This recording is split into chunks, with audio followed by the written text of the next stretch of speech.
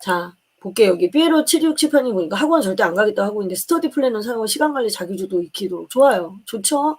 근데 여기에다가 그냥 내 시간관리만 하지 말고 거기다 학년이 조금씩 올라가면서 추가를 하는 거예요. 내가 오늘 공부할 양, 그것만큼은 반드시 한다. 그 양을 한번 정해보게 하는 거.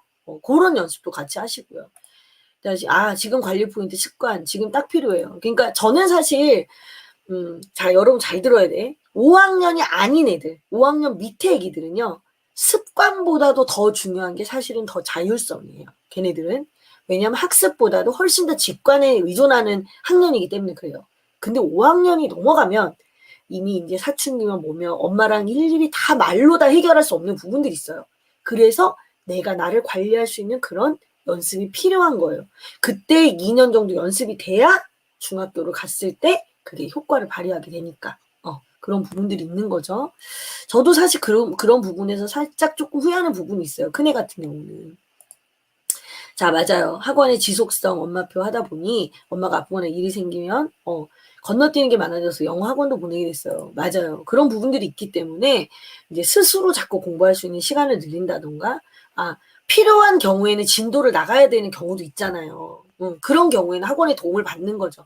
그러니까 학원을 계속 보낸다 이런 게 아니라 필요한 경우에는 이용한다. 이런 개념으로 여러분이 보시면 되는 거예요. 위로 올라갈수록 이제 아이들이 이렇게 그 정도는 다 알아들을 수 있는 수준이 되거든요. 5학년에서 6학년 정도 되기 시작하면 굉장히 아이들이 많이 보편적인 뇌를 갖게 돼요. 그때는 이제 외부 선생님의 말씀이나 이런 것들도 훨씬 더 인식을 잘 하게 되죠. 그런 부분. 중학교 때 심화는 어떻게 생각하세요? 중학교 때는 솔직히 말하면 여러분, 자, 중학교는 내신이 있고, 내신이 있어요. 내신이 있어요. 근데 여러분이 정말 무슨 뭐 영재고나 뭐 이런 데를 보내려면 내신 신경 써야 될 거 아니에요. 그죠? 내신을 하려면, 내신을 신경 쓰려면 심화를 해야 돼요. 내신을 신경 쓰려면 심화를 해야 한다. 왜냐하면 학교에서는 변별력 때문에 반드시 심화 문제를 내기 때문이죠. 그래서 만점 맞기가 쉽진 않아요. 근데 어떤 학교는 정말 유치뽕짝으로 문제를 내는 학교가 있어요. 그건 그 학교가 잘못된 거고, 좀 괜찮은 학교들은 대부분 약간 고등학교에서 볼 수 있는 그런 수능형 문제들을 좀 내거든요. 그런 학교들은 심화 문제들이 반드시 출제가 되죠. 서술형에서 뭐 한두 개, 그리고 뭐 객관식에서 한두 개. 뭐 이런 식으로 해서 애들을 레벨을 확 나누는 그런 식으로 가르는 거거든요. 근데 그거를 그 내신에서 점수를 정말 잘 따겠다. 요 생각을 하셨으면 심화를 하는 게 맞고요. 근데 그게 아니다. 그게 아니라 나는 고등학교는 그냥 일반고를 가고 일반고에서 정말 공부를 열심히 해서 대학을 가겠다. 이런 식으로 만약에 작전을 짰어. 그럴 경우엔 중학교도 굳이 심화는 필요가 없어요. 제가 이 얘기를 왜 드리냐면 애들이요. 특히 남자애들이 굉장히 늦게 머리가 튀는 애들의 경우가 되게 많아요. 특히 수학이. 중3 때 터진 애들 되게 많고요. 중3 때. 중3 때 터진 애들 많고 중3 겨울방학 때 터진 애들도 있어요. 그래서 중학교 1학년, 2학년 때 얘가 너무 심화에 이렇게 막 하다가 보면 죽도 밥도 안 되는 경우가 되게 많거든요. 중학교 2학년 때 중요한 개념 되게 많이 나오거든요. 그런데 심화하다 질려서 중학교 2학년 개념을 제대로 못하는 그런 아이들도 있기 때문에 애를 잘 봐야죠. 그 애를. 우리 애가 조금 남보다 느리다. 그러면 걔는 너무 중학교 때도 너무 쫄 필요가 없는 거죠. 중3 정도 되면 이제 스스로 이제 공부를 할 때 그때 이렇게 딱 뒤에서 받쳐주는 그런 형태가 오히려 더 나을 수도 있어요. 네. 근데 애들이 조금 철이 빨리 들어. 그런 애들은 중학교 때 심화를 하는 것도 나쁘지 않겠죠. 근데 하여튼 필수는 아니다. 하여튼 내신의 점수를 잘 딸 생각이면 심화를 하는 게 낫다. 그리고 학교 시험을 한번 봐보세요. 학교 시험지를. 기출문제 같은 건 도서관이나 뭐 학교 홈페이지에 들어가면 다 있으니까. 그러고 나서 동네 뭐 과외하는 선생님이나 뭐 동네 학원 선생님이나 한테 물어봐. 우리 그 중학교 시험 수준이 어떤지. 그래서 그냥 평범해요. 그럼 굳이 심화할 필요가 없는 거예요. 그러면 그 심화할 시간에 차라리 선행을 조금 하는 게 더 낫죠. 왜냐면 한꺼번에 배우는 양이 확 늘어나기 때문에 그래서 그래요. 그런 것들이 더 낫고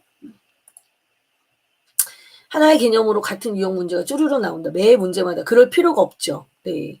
하나의 개념으로 뭐하러 같은 유형의 문제를 줄줄이 풀면서 그거를 계속 발문합니까? 한두 문제 정도만 하면 끝나는 거지. 초3인데 공부시키다 애 잡을 것 같아서 학원을 보내게 되셨다고. 그건 뭐 집집마다 다 다른 거니까. 자, 왕수학 응용은 정말 힘들죠. 왕수학 진짜 오랜만에 들어오죠. 네, 초4딸 같은 반 친구들이 중2 선행을 한대요. 저희는 초3 교과서 개념 정리하고 수초수 풀 거예요. 네. 지금 초4면 뭐 엄청 떨어지는 거 아니면 초3 교과서부터 다시 하지는 마시고요. 왜냐면 얘도 자존심이 있으니까. 그리고 이제 한번 간단하게만 하세요. 할 거면 간단하게 하시고 수초수 들어가셔도 될 거예요. 그리고 중2 선행을 초등학교 4학년 친구들이 중2 선행을 얼마나 할지 그건 알 수가 없는 거예요, 여러분. 너무 그런데 이제 혹하지 마시고 중3 교과서 개념 뭐예요? 초3 교과서 사서 개념 방학 땐 당연히 교과서를 한번 보셔야죠. 네. 엄마가 설명해주면 엄마가 보는 예 맞아요. 그거는 맞는 거예요. 엄마가 설명해주면 엄마가 문제를 푸는 거지 애가 푸는 거냐. 그러니까 애하고 엄마하고 같이 7살짜리 애하고 진행을 한다. 뭔가를 진행한다. 그러면 질문이 되게 중요하죠. 이건 이렇게 푸는 거야 하고 설명을 해주는 게 아니라 이건 왜 그럴까? 이런 의문형으로 시작하는 게 좋겠죠. 아이들한테. 그리고 교구를 던져줘야죠. 문제를 풀기 전에. 이건 왜 그럴까? 이건 무슨 뜻일까? 문제를 해석했어. 그럼 이제 교구를 갖고 네가 한번 해볼 수 있는 것대로 해봐. 그 다음에 엄마가 설명을 해주는 건 몰라도 먼저 엄마가 설명해 주는 건 아니다. 네, 그렇죠. 자, 초4까지 엄마표로 했는데 본인이 이제 학원 보내달라고 해서 보내봤다. 이 친구 같은 경우는 본인이 보내달라고 한 거잖아요. 본인이 보내달라고 한 거니까 가는 거지 뭐. 속도가 느리고 풀이 과정이 너무 서술식이어서 느리다. 근데 개념이 일단 잘 잡혔는데 아이가 속도가 느리다가 하면 너무 걱정하지는 마세요. 왜냐면 이 친구가 잘하고 싶어서 느린 거거든요. 그리고 이런 경우에는 연산 속도가 느릴 수 있거든요. 그러니까 연산 하루에 5문제씩 조금씩만 풀면 되는 거예요. 그 정도만. 네. 아이들하고 상담하다 보면 초등학교 도형부터 망했다고. 네, 어디부터 시작해야 될까요? 학교에서 기초 학력 미달 학생 수업은 중2 교과 내용부터 시작합니다. 중1이 아니라 초등교과 안 되는데 선생님 저는 여기에서 뭐라고 말씀드리고 싶냐면 초등학교 도형은 교과서 자체가 부족한 게 굉장히 많습니다. 많아서 아이들이 초등학교 도형이 잘 안 되는 거예요. 그리고 아이들은 추상적인 사고가 잘 안 되는데 만들어 보거나 그려보는 시간이 굉장히 모자라거든요. 그렇기 때문에 애들이 더 모르는 거예요. 그래서 차라리 기하를요. 그 수초수 기하 있잖아요. 그거 기하 1, 2, 3권 개념만 복습을 해도 엄청 많이 도움되실 거예요. 기하 1, 2, 3권만 개념만 심화하지 마시고 심화는 너무 어려워요. 그건 수준이 너무 어렵고 네. 그것부터 다시 하시는 게 저는 좋을 것 같다. 이렇게 말씀드리고 싶네요. 저는 모품 문제 보드에 적어두고 오며 가며 예 맞아요. 이것도 좋은 방법이에요. 그리고 아이들이 아직 어릴 때는요. 많은 문제를 푸는 게 중요한 게 아니에요. 이거 하나를 어떻게 하면 좀 생각을 많이 해볼까. 그 건수로 되게 좋은 게 바로 칠판이죠. 칠판에 적어놓고 왔다 갔다 하면서 아이가 그 문제를 계속 생각해보게 하는 거. 이거 굉장히 엄마가 현명한 거예요. 센스 있고. 네. 행복과 공부. 오늘 숙제. 네. 맞아요. 이건 정말 어려운 문제입니다.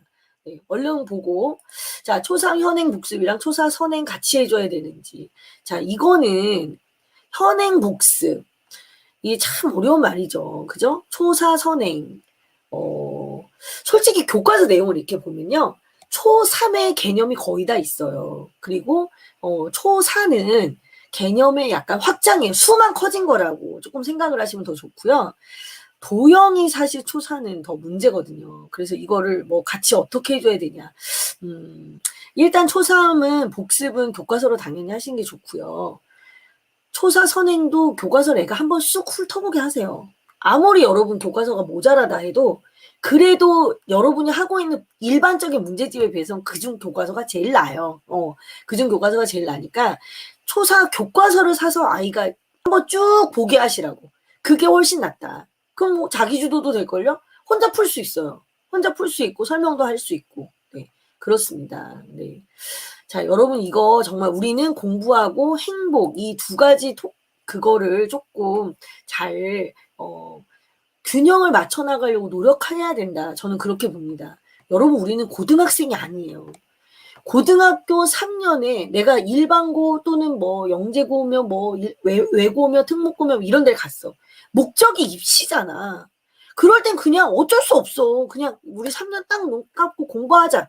이게 말이 되지만 이제 초등학교 애들한테 야 앞으로 10년 눈 딱 감고 공부해. 이게 말이 돼요? 그건 말이 안 되는 거야. 그러니까 지금은 행복이 우선인 거야.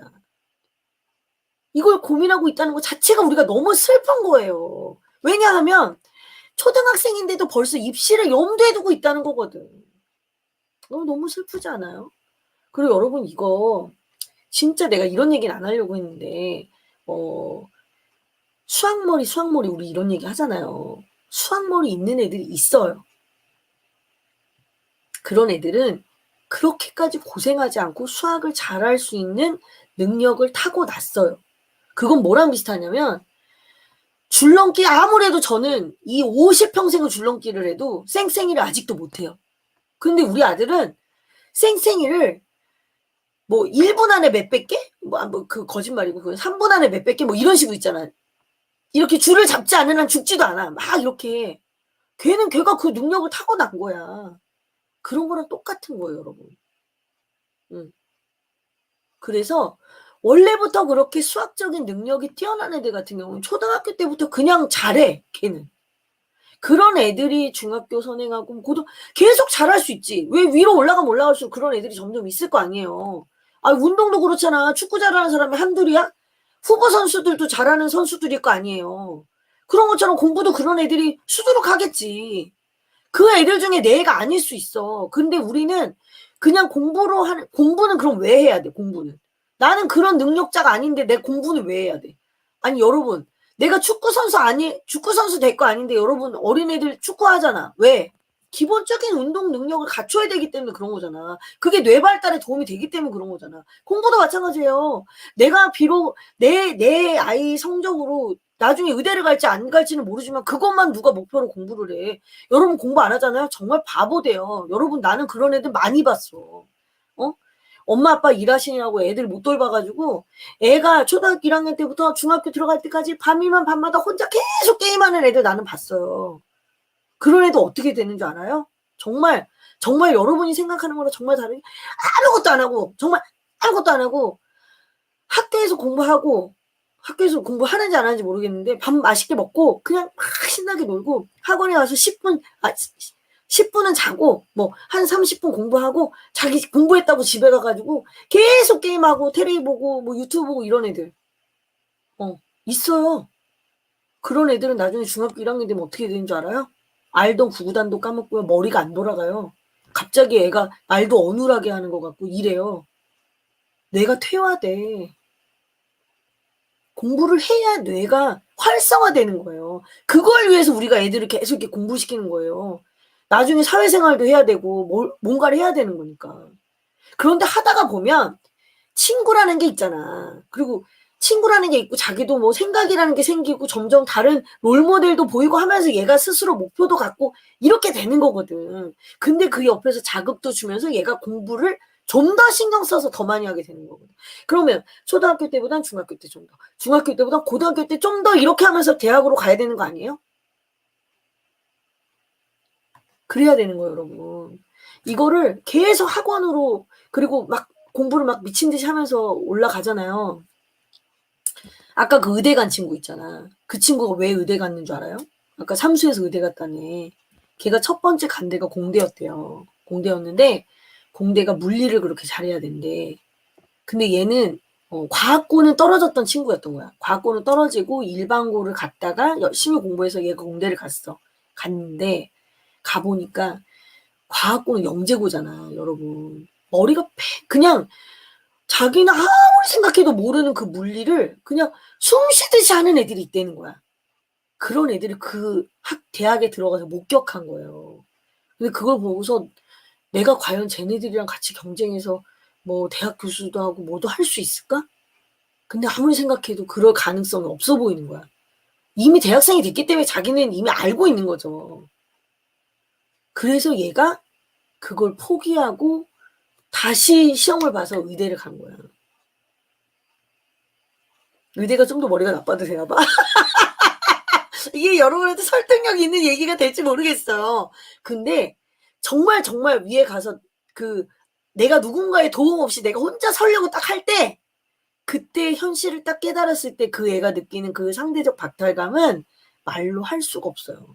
그러니까 차라리 어렸을 때 그냥 나라는 사람은 막 엄청나게 대단한 사람은 아니지만 그래도 점점 좋아지고 있어. 이런 느낌을 갖는 게 걔가 훨씬 더 효용성이 높은 인간이 된다. 난 그 얘기는 꼭 해주고 싶네. 그건 진짜니까.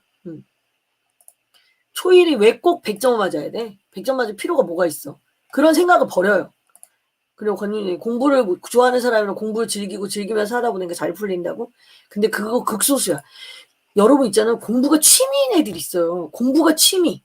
책 읽는 게 취미. 그러니까 책만 공부는 아니잖아요. 수학 문제 푸는 게 취미인 애들 있어요.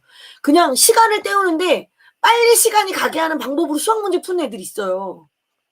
근데 그게 초등학생은 아니에요. 대부분 그런 애들은 중학교 한 2학년, 3학년 그때부터 좀 나와요. 쉬는 시간에도 수학 문제 풀고. 그런 애들. 그런 애들이 이제 정말 고등학교 가서도 계속 공부하고 이러는 거겠죠. 근데 물론 의무감으로 계속 공부하는 애들도 있고 하다가 보면 승부욕의 세계에서 계속 공부하는 애들도 있고 되게 가지가지예요. 되게 가지가지지만 그것은 아이가 크면서 그렇게 만들어질 수 있다. 지금 어린 아이 때부터 굳이 만들어서 이렇게 올라가려고 하지 마라. 점점 만들어서 이렇게 올라가는 거라고 생각해라. 이런 얘기인 거지.